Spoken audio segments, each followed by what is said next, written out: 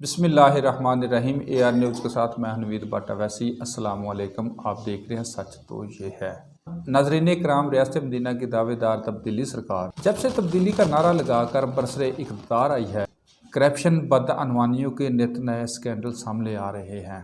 کپتان کے corona package پر اربوں روپے کے اخراجات کا آڈیٹر جنرل آف پاکستان نے آڈٹ کیا اور پتہ چلا کہ ان اخراجات میں 40 ارب روپے کی بدعنوانی پائی گئی۔ یہ رپورٹ تقریباً 6 ماہ قبل فائنل ہو گئی تھی، لیکن حکومت نے اس کو جاری کرنے سے انکار کر دیا۔ چند روز قبل اس کو جاری کر دیا گیا۔ اس کی وجہ IMF ہے، جس نے پاکستان کو قرضہ جاری کرنے کے لیے دوسری شرائط کے علاوہ یہ شرط بھی رکھی تھی کہ اس رپورٹ کو پبلک کیا جائے۔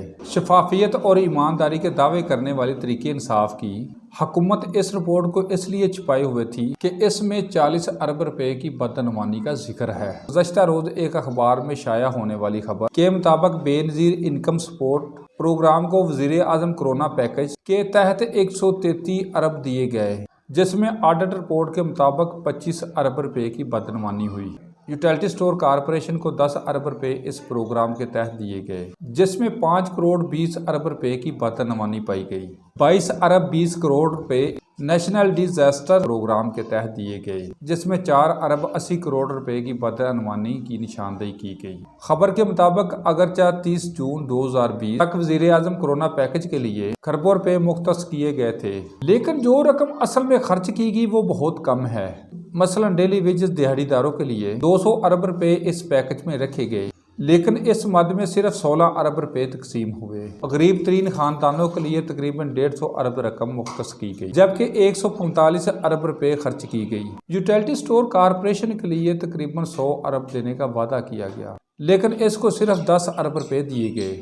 اس طرح کورونا کی وجہ سے معاشی بدحالی کو مد نظر رکھتے ہوئے مخصوص صارفین کے لیے بجلی اور گیس کے بلوں میں رعایت دینے کے لیے 100 ارب روپے رکھے گئے، لیکن اس مد میں صرف 15 ارب روپے خرچ کیے گئے۔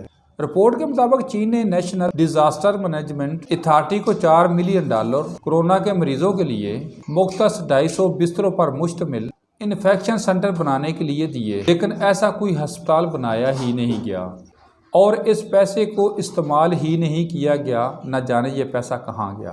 اس کے علاوہ اس ادارے نے مہنگے وینٹیلیٹرز خریدے، جس میں $10 لاکھ کا نقصان ہوا۔ اسی طرح بے نظیر انکم سپورٹ پروگرام میں تقریباً 5 لاکھ ایسے افراد کو 7 ارب روپے تقسیم کیے۔ جو غریب نہ تھے ایسے افراد کو بھی پیسہ دیا گیا، ملازمین تھے اور پینشن لیتے تھے۔ اسی پروگرام کے تحت پیسہ ان لوگوں کو بھی چلا گیا جو انکم ٹیکس فائلرز پائے گئے۔ آڈیٹر جنرل کی رپورٹ کے مطابق ایسے افراد کو بھی اس پیکج کے تحت پیسہ دیا گیا جو پہلے ہی BISP کے ساتھ زکوٰۃ فنڈ سے بھی مستفیض ہو رہے تھے۔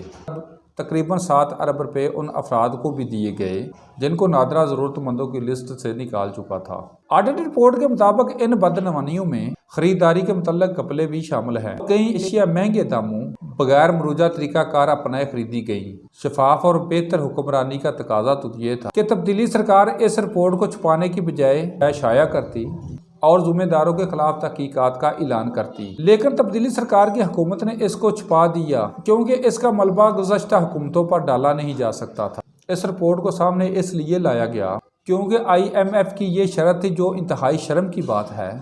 ویسے اب یہ رپورٹ سامنے آ چکی، لیکن نہ حکومت نے تحقیقات کا اعلان کیا، نہ ہی نیب اور اس کے چیئرمین کے کانوں تک جوں رینگی۔ 40 ارب روپے کی بدعنوانی ہوگی، خبریں چھپ گئیں، اس پر شور ہوگا اور پھر سب بھول جائیں گے، کیونکہ یہاں قومی دولت کی خرد برد ایک عام رواج بن چکا ہے، جسے تبدیلی سرکار نے بھی قبول کر لیا ہے۔ ناظرین کرام، آج کے ٹاپک کی طرف آنے سے پہلے ایک بریک، دوبارہ حاضر